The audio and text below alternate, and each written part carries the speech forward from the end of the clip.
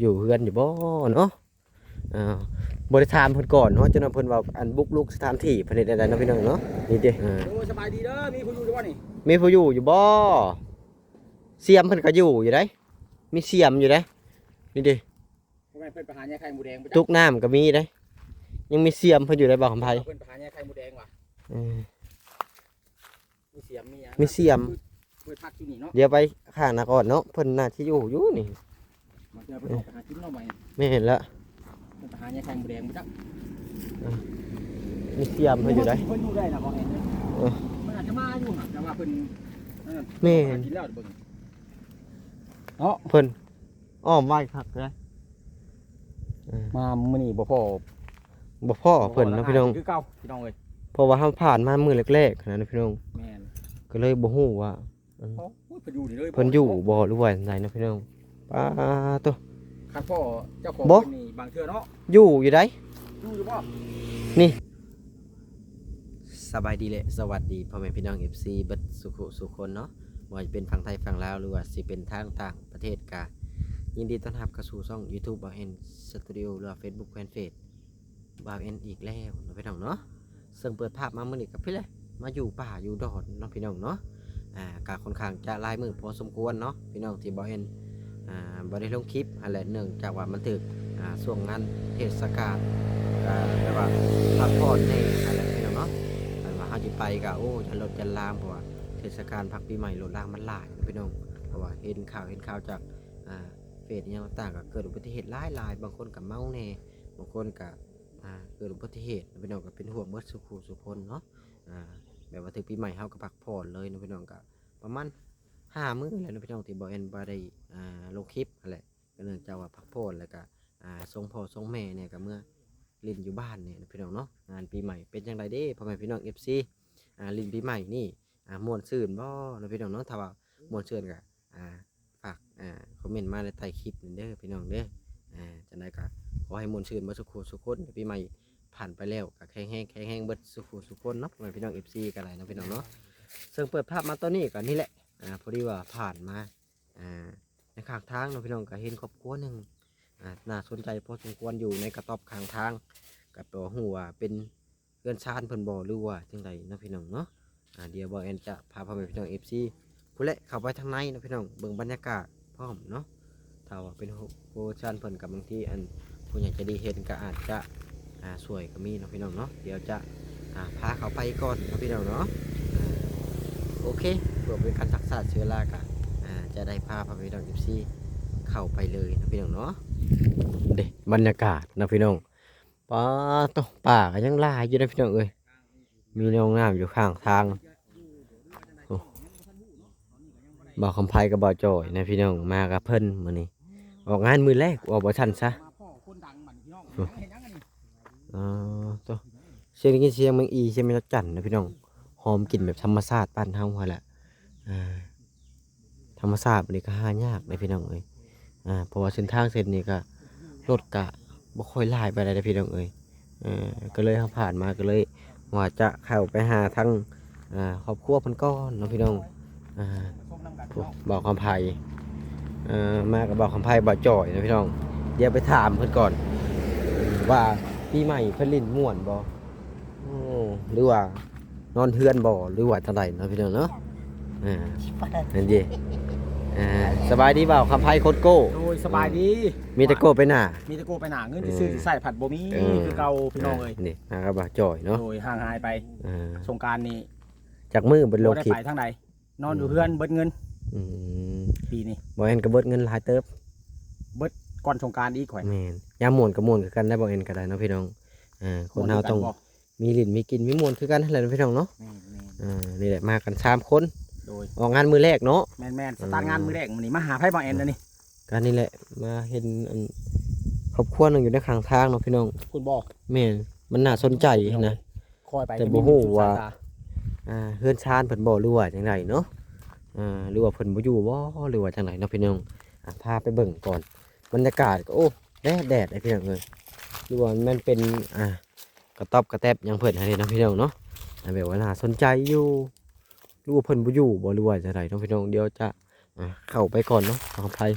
รถล่างก็บ่ค่อยหลายเนาะพี่น้องเส้นโอ้ นึกว่าเจ้าพามาหาที่จักรจันทร์หาไข่หมูแด อื งนะ ม คือมีแต่ป่าแท้ เนาะพี่น้องความทางก่อนเนาะพี่น้องอยู่เฮือนอยู่บ่เนาะบริถามเพิ่นก่อนเนาะจนว่าเพิ่นว่าอันบุกรุกสถานที่เพิ่นเฮ็ดได้เนาะพี่น้องเนาะยิงหนังสติ๊กมาใส่เฮ็ดได้เนาะ แลนด์โปรโมชั่นเขาแล้วอีก ปบประทัดเนี่ยห้วยลูกยายเพิ่นบ่อยู่บ่จักสมอยอยู่พี่น้อง เป็น เออ ไปหาครับจ้างเฮ็ดงานหม่องไม้อื่นได้นี่ หรือว่าเพิ่นบ่อยู่เฮือนบ่หรือว่าไปทางใดเนาะนี่แหละคือว่าเห็นอยู่ได้มีคนอยู่ได้ มีคนอยู่บ่ ระแวงกันได้บ่เห็นกันเนาะพี่น้องมีเครื่องคองเต็มอยู่ได้บอกกับไผ เพิ่นบ่อยู่เนาะเพิ่นไ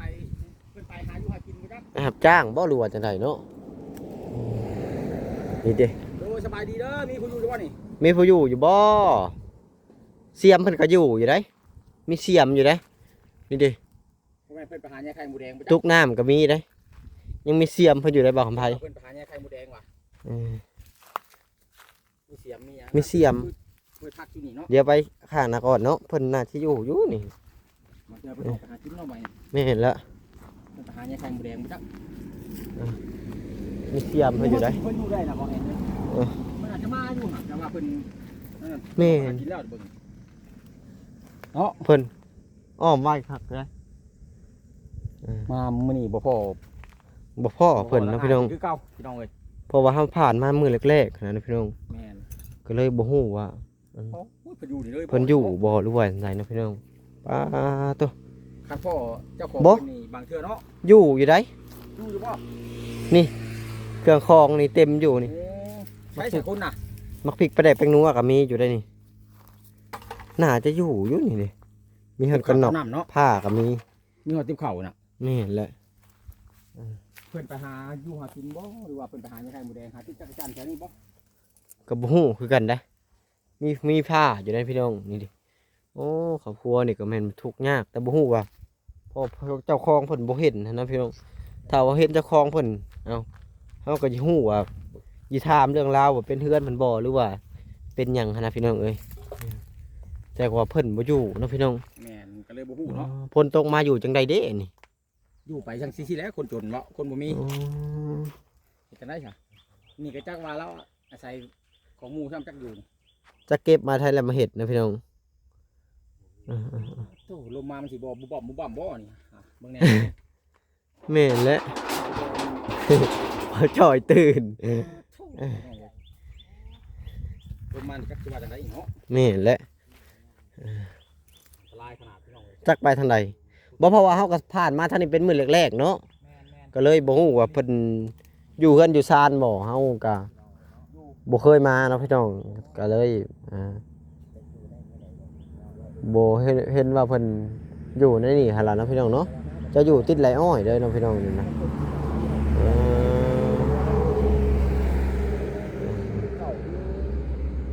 เจ้าน้ำมีผ้ามีมีดมีโอ้ยหลายอย่างเสื้อผ้าพรแม่นๆเพิ่นไปหากิน บ่เพิ่นดังไฟอยู่ได้ยังเมื่อคืนมานี่ดิ แม่นเพิ่นดังไฟอยู่ยัน เจ้าว่าผู้หญิงหรือผู้ชายอยู่ในนี่เจ้าคิดว่า ยัง ขอคอยว่าผู้ชายซะคอยเบิ่งนี่ ก็นี่เห็นมีเพิ่นสูบยาเนาะ แม่น นี่สิแม่นผู้ชายเนี่ยเนาะ ผู้ชายผู้ชาย แต่ว่าบ่ครบเพิ่น แต่ว่าเฮามาบ่ครบเพิ่น บ่เห็นเพิ่นก็เพิ่นไปอยู่ไสพี่น้องเลยมาครั้งแรกเพราะว่าเฮาก็บ่ได้บอก เฮาผ่านมา เฮาบ่เห็นเนาะเฮาผ่านมา เฮาบ่ได้ฮู้จักเนาะว่ามันมีอันครอบครัวเพิ่นอยู่ในนี่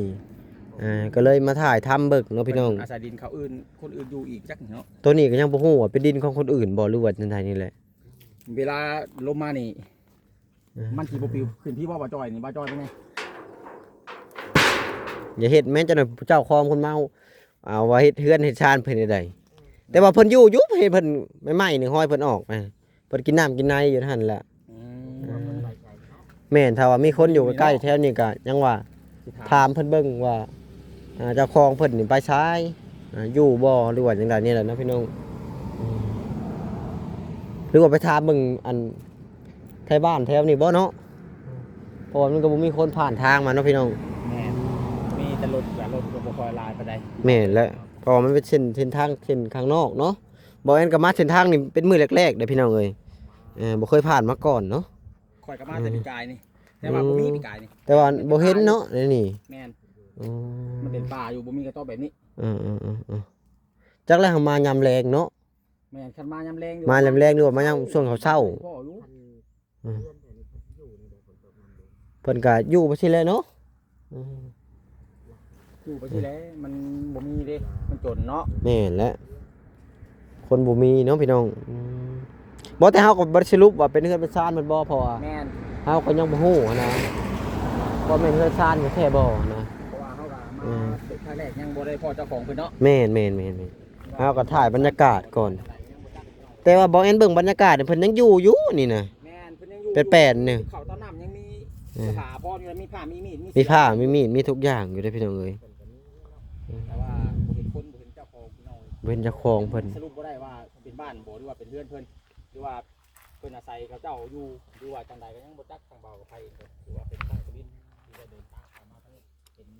เพราะเพิ่นยังอยู่เป็นแป้นอยู่เด้ ใจพี่น้องเนาะก็เลย แม่นเพราะมันน่าสนใจเนาะ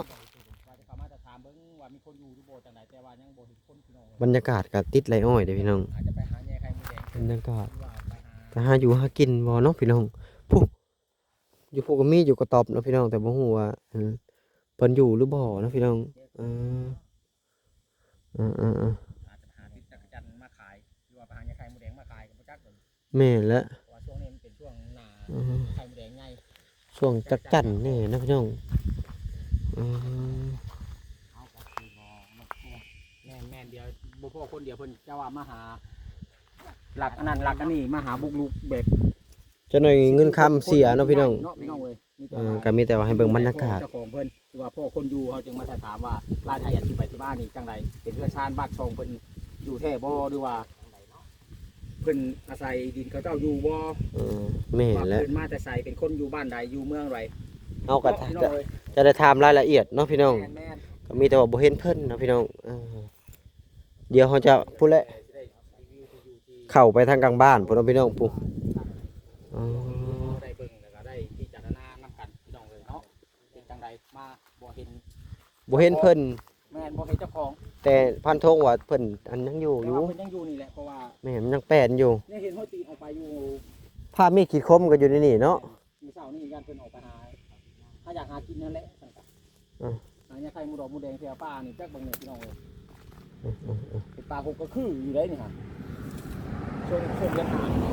นี่เพิ่นยังอยู่เฮาก็บ่ฮู้ว่าเพิ่นอยู่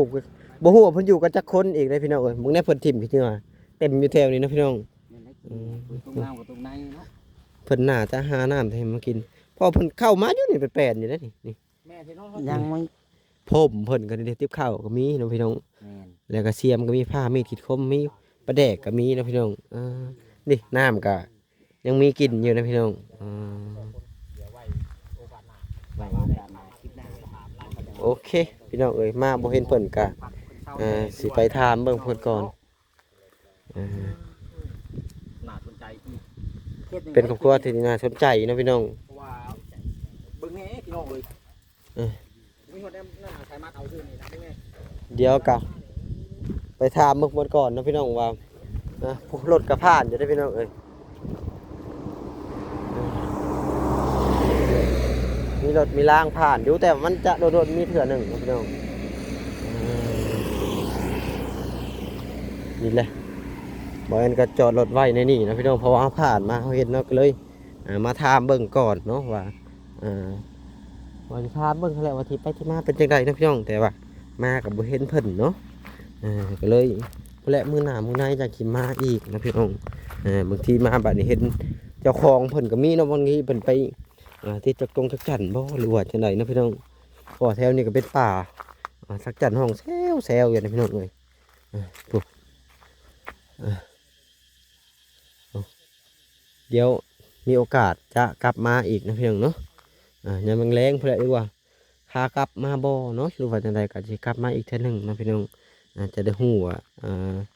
กระต๊อบตอนนี้เป็นเรียนเป็นซ่านเพิ่นบ่หรือว่าเป็นจังไดนะพี่น้องมาบุกพ่อเพิ่น พุ่นดิทางบ่จ่อยเพิ่นก็มาเลยน้องพี่น้องบรรยากาศก็แดดนะพี่น้องเนาะก็บ่ฮู้ว่าพอพี่น้อง FC ลืมเบาเอ็นแล้วบ่ได้ลงคลิปก็ค่อนข้างจะหลายมื้อพอสมควรได้พี่น้องเอ้ยโอเคสำหรับคลิปนี้ก็บ่มีหยังหลายก็ฝากพ่อแม่พี่น้อง FC เบิดสุขคนเนาะก็ไปกดไลค์กดแชร์กดติดตามเพื่อเป็นกำลังใจให้เบาเอ็นเด้อพี่น้องเด้อคลิปนี้ก็บ่มีหยังหลายนะพี่น้องก็จะขอตัวจบคลิปก่อนเพราะว่าทางเฮามาก็บ่เห็นเจ้าของเพิ่นอยู่ถ้าว่าเห็นเจ้าของเพิ่นเฮาก็สิได้ฮู้จักว่าเรื่องราวที่ไปที่มาเป็นจังได๋เฮือนชาญลานแป้นนี่เป็นของเพิ่นบ่หรือว่าจังไดนะพี่น้องเนาะเบิ่งนี่น่าจะอยู่ดนเติบแล้วนี่นะพี่น้องเพราะว่ามันจนเพิ่นเอาไผวัดปกเนาะพี่น้องแล้วก็สังกะสี3แผ่นแล้วก็มีผ้าขจาดแผ่นหนึ่งนะพี่น้องเอาผมอยู่หันพร้อมเนาะพี่น้องเนาะสำหรับคลิปนี้ก็บ่ได้มีหยังหลายก็จะขอตัวจบคลิปเอาไว้พอกันคลิปหน้าคลิปในไปก่อนบ่จ้อยสบายดีกล้องนี่เนี่ยทีมงานบ่าวคำไพคนโก้ โอ้ยสบายดีเด้อ มากับบ่เห็นเพิ่นเนาะ แม่นมากับบ่เห็นเพิ่นครับ กับมือหน้าจังมาใหม่เนาะ แม่นมื้อหน้ามื้อในมี มาช่วง แวะถามเพิ่น ช่วงเช้าๆเนาะหรือว่าแรง หรือว่าช่วงค่ำ ๆบางทีค่ำๆบางที ๆ เฮา เพิ่นมาแต่หาอยากหากินเนาะ แม่นบางทีเฮาไปพุ่นเฮาก็อาจจะขับมาอีกช่วงแรงๆเนาะพี่น้องเนาะ แม่น สำหรับคลิปนี้ก็ไปก่อนเด้อพี่น้องเด้อว่าจะจบคลิปหลายเทื่อแล้วยังบ่จบจักเทื่อไปก่อนพี่น้องสบายดีแหละสวัสดี